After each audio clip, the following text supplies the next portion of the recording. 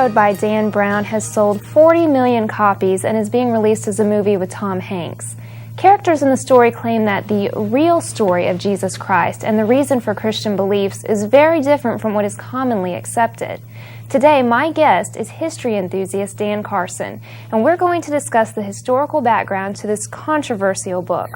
Let's start with my first question, shall we? Author Dan Brown says that his book is based on historical research. Is that right, Dan? Well, it's sort of right, Rachel. It's as if some future historian were trying to write about our time, and the only sources he could find would be the supermarket tabloid papers, so that he had pictures of the president walking along with an alien from space or a two-headed baby. The fact is that these documents saying that Jesus settled down with Mary Magdalene and their descendants became the kings of France have been around since the Crusades, but no historian worthy of the name has taken them seriously. I think a lot of the books that Brown copied from are written by people with a little bit of documentation and a lot of imagination, and I don't see any evidence that Brown went to primary sources for the book. Well, let's start with some of the things that the characters in the Da Vinci Code say about early Christianity. Who wrote all those other Gospels that the Da Vinci Code refers to, and what did they believe? The other Gospels quoted in the Da Vinci Code were written by a group of people called the Gnostics, Gnostic, comes from the Greek word for knowledge. The Gnostics were primarily concerned with reincarnation, with getting out of the cycle of reincarnation, freeing your spirit so it could leave the earth. And they said that they had secret knowledge that would allow their followers to do this.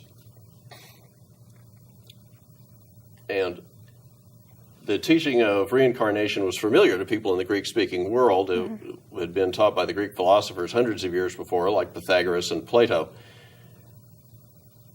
And also there's an emphasis on the material body and the whole material world being evil and not really created by God Almighty, but being some sort of cosmic accident that they were trying to correct. Well, what other primary sources do historians have about the early church? If you're going to go into, say, the SMU library and ask the librarian, I want to see the writings of early Christians before the year 400, she could take you back to a certain place in the Library of Congress system, and there'd be a stack, maybe floor to ceiling and twice as long as your arm, of volumes of early Christian writers. Now, it used to be, if you wanted to study these early Christian writers yourself, it would mean checking into a seminary and spending many years poring over dusty volumes like this. Right. But the fact is now things are on the internet, and there's a site I really like to use called ccel.org, Christian Classics Ethereal Library, CCEL. And you can do text searches there and read these things for yourself. The early Christian writers had two main subjects. One was why the Romans shouldn't be persecuting them, and two, why the Gnostics were wrong. Well, is there any evidence that the Gospels that we have are authentic versus the Gnostics? Yes, there's a real contrast between the Gospels that are in the New Testament and the Gospels that were written by the Gnostics. By the way, these Gnostic Gospels were found by archaeologists in the 1940s and 50s in Egypt. And you can look at those texts at a website called gnosis.org, Gnosis. But there's a real contrast that the Gospels that we have, they have details about the geography of Palestine. The apostles of Jesus went from this town to this town and so on. It's got little details about people's everyday life, about fishing and shepherding and farming, wedding feasts, things that scholars believe are accurate. It's got quotes from the original Aramaic language that people would have spoken in first century Palestine. And it's got references to famous historical figures like Pontius Pilate and the Herod dynasty. None of this is present in the Gnostic Gospels. They tend to be abstract philosophical documents that really could have been written anywhere and don't have that kind of background. Well, what about the religious ideas that the Gnostics present? Can you tell us a little bit about those? Again, there's a strong contrast with the religious ideas also. As I said before, the Gnostics were mainly concerned with reincarnation, and they had a belief that matter in general was evil and that this world was not created by a good God. In the New Testament, on the other hand, it says over and over that Jesus taught the resurrection of the body, which is a very Jewish idea, that reincarnation is something that would have been completely foreign to Jews, and I can't believe that a first century Jewish rabbi would have taught that, or the Gnostic ideas about creation. So both the concept of the world as a whole and the idea of the afterlife being the resurrection of the body are both very Jewish, and I think that points to the Gospels in the New Testament being the more authentic. So then actually the Gnostics weren't the authentic Christians, or I guess you'd say the majority. Now, their own writings indicate that they were not a majority. They said that they had secret teachings that Jesus had given to one apostle or maybe a few. Recently, you may have heard of the Gospel of Judas, in which Jesus takes Judas aside and tells him things he doesn't tell anyone else. And they said that these were only for the more spiritually advanced people who were towards their last life. And they even admitted that Jesus taught what we consider Christianity, but they said that that was for the ignorant masses, not the spiritually advanced.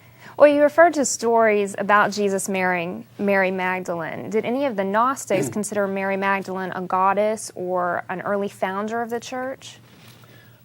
There's a character in the DaVinci Code says that about Mary Magdalene and quotes a Gnostic document where Jesus and Mary Magdalene are, shall we say, very close.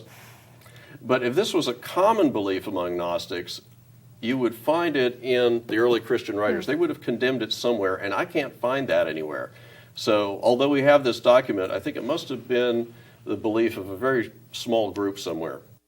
Well, characters in the Da Vinci Code claim that the Roman Emperor Constantine actually shaped Christianity, or the Christianity that we have today. What part did Emperor Constantine actually play in the history of Christianity? You know, it's really amusing, Rachel. Every time I hear somebody who doesn't like the Christianity we have today, they blame it on Constantine. They say Constantine forced this on us. Constantine became emperor of Rome in the year 306, and shortly after he came to the throne, he legalized Christianity. This completely reversed over 200 years of Roman policy of Christianity being illegal. And you hear a whole lot of speculation about why he did this. One reason, good politics. You take a group who's been on the outside, bring them to the inside, that increases your support. And Roman emperors weren't elected, but they did have to worry about being assassinated and overthrown. Right. The other thing that's not mentioned in the Da Vinci Code, and a lot of people seem to overlook, is that at some point, Constantine's mother became a Christian. And it stands to reason that he would not want to leave his mother an outlaw. Right, exactly. Well, tell us a little bit about the Council of Nicaea. What exactly is that? Yes, the Council of Nicaea was about something called the Arian controversy. It took place in the year 325 AD. And if you want to know the details of the Arian controversy, I strongly recommend going to Christian History Magazine's website. That's www.christianitytoday.com/history. The short story is that a bishop named Arius, disagreed with the rest of the Christian leaders about what it meant for Jesus to be God the Son. We have the concept of Jesus being God the Son back before the year 200 in some of the writers. But Arius said that if Jesus was God the Son, then the Son came along sometime after the Father. The other faction said that the Father and Son were eternal together from the beginning, which is the way we read the first chapter of the Gospel of John. Sounds like hair splitting to us today, but it was a big deal at the time. It even caused civil disturbances. There were riots in some places. And I think this was embarrassing to Constantine. He had legalized Christianity, and now the Christians were causing trouble. Right. He had to clear this up. So he gathered the bishops, all the leaders of big Christian churches together in one town. The sources say there's maybe 200 to 300 of them there. He said, you hash this out, you draw up a statement of what the faith is, and I will enforce it.